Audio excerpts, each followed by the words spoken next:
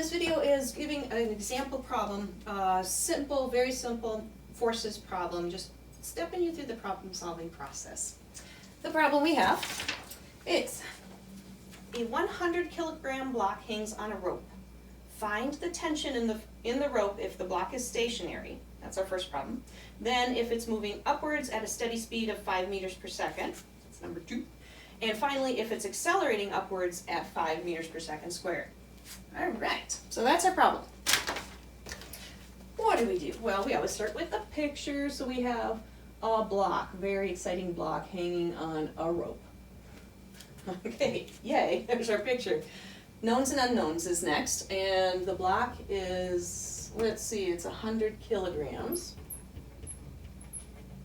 And that's it. What are we looking for? We want to know the tension in the rope. And for the first part, it's at rest. For the second part, it was moving upwards at a constant speed of 5 meters per second. And the third one, it's accelerating upwards at 5 meters per second squared. Okay, picture, knowns, unknowns. And object of interest, well, the block.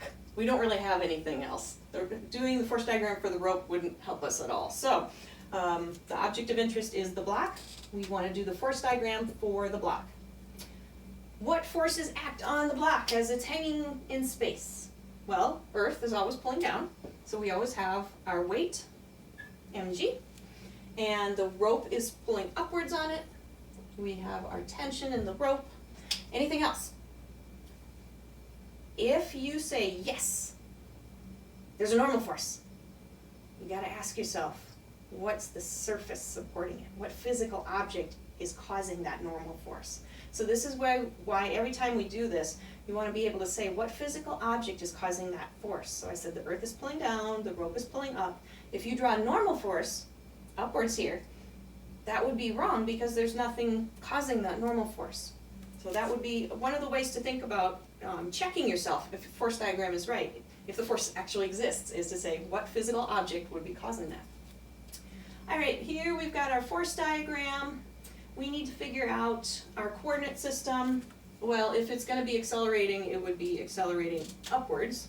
So the acceleration would be in this direction, which means I'm going to do my standard coordinate system. And then balanced or unbalanced forces. Okay, we're at rest.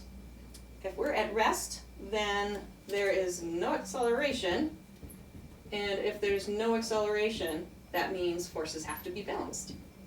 So balanced forces, which means that the forces have to add up to 0. Okay, then we need to do our force table, which is going to be pretty darn boring. We have 2 forces, T and mg, x direction, y direction. Well, let's see, there's nothing happening in the x direction. There are no left-right forces. The tension is going upwards, it's all in the positive y direction. The weight is downwards, it's all in the negative y direction. All right, we have our force table. Now we do our Newton's second law in both directions, but I'm going to ignore this direction because there's nothing there. So really, all we're doing is the Newton's second law in the y direction. And we said that it's balanced forces, so forces have to add up to 0. Add all the forces in the y direction. We have a positive t, we have a negative mg, those have to add up to 0. So for case number 1, at rest, t equals mg. That would be 100 kilograms times 9.8. And remember, we already took into account the negative, we'll give it negative 9.8. We already did that negative, it's just the number. Which means the tension is 980 newtons. All right, there we go.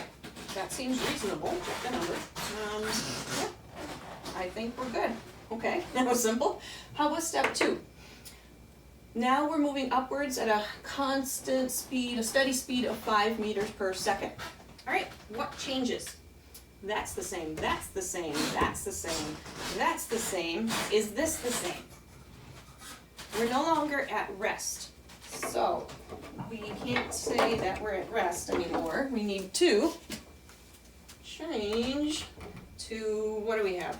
We are moving up at a constant speed. So we have a constant speed upwards of 5 meters per second. Well, you know what? Constant speed means no acceleration, which means balanced, which means the sum of the forces has to add up to 0. Yep. It's 980 again. There's no difference between this one and this one because there's no acceleration. They are, in terms of forces, they're the same problem. So these two are identical. Now the third one. Okay, accelerating upwards. So again, all this is the same. Here is where we start to have differences. We have some acceleration in this case. We are accelerating upwards, which means if there is an acceleration, we have to have unbalanced forces. So what does that change down here? Well, it means that that isn't 0. We just have F equals ma. And add up all the forces in the y direction, set it equal to ma. So I can erase this, and that's going to be ma. Okay, so let's get rid of this, because that's no longer true. Now, in order to solve for the tension, I'm going to bring that mg over to the other side. T equals mg plus ma. Do I have enough information to solve it? Well, I know mass, I know gravity, I know mass. I need the acceleration. We're given that it's accelerating at 5. We got it. Before you do the math, before you punch this into your calculator, do you think that the rope is going to be under more tension or less tension if it's accelerating upwards? Is there more tension in the rope or less tension in the rope? So make that prediction real quick, and then we can do the math. So the mass was 100, gravity 9.8, plus 100 times 5, so 980 plus 500 is, squeaky today, 9 plus 5 is 1480 newtons. It is more. Does that make sense? Yeah, it should. If you're yanking on something and just holding it, letting it move at constant speed, that is just, okay, that was the 980. Now we have to give it enough force to counteract the weight plus accelerate it. And so the 980 is just counteracting the weight. The 500 is the force needed in order to accelerate it. So the total tension in the rope is quite a bit bigger. It is bigger. Did we answer the question? Yes. We have units. It's a reasonable number.